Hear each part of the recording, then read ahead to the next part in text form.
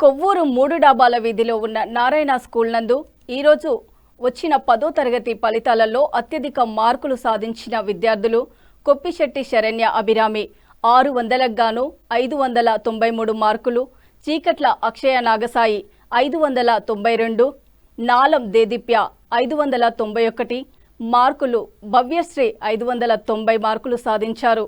ఈ సందర్భంగా ప్రిన్సిపల్ రాంబాబు ఎంతో కష్టపడి చదివి మంచి మార్కులు తెచ్చుకున్న పిల్లలను అభినందించారు.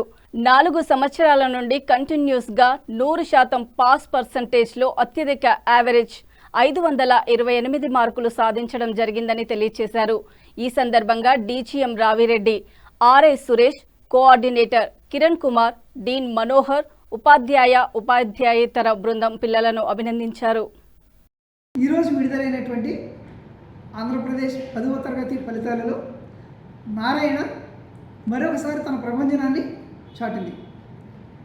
ఇది 600కు గాను 593 మార్కులతో శరణ్య అభిరామి మొదటి స్థానం గాను, 592 మార్కులతో అక్షయ రెండవ స్థానం గాను, 591 మార్కులతో దేదీప్య మూడవ స్థానం గాను, 590 మార్కులతో భవ్య 4వ స్థానం సాధించారు.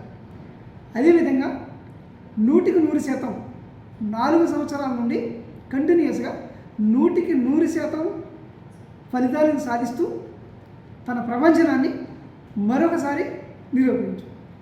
అదేవిధంగా యావరేజ్ 57 మంది విద్యార్థులకు గాను 528 యావరేజ్తో అనితర సాధ్యమైనటువంటి విజయాన్ని మరొకసారి సొంతం చేసుకున్నటువంటి మా విద్యార్థులందరికీ శుభాభినందనలు తెలియజేస్తున్నాం.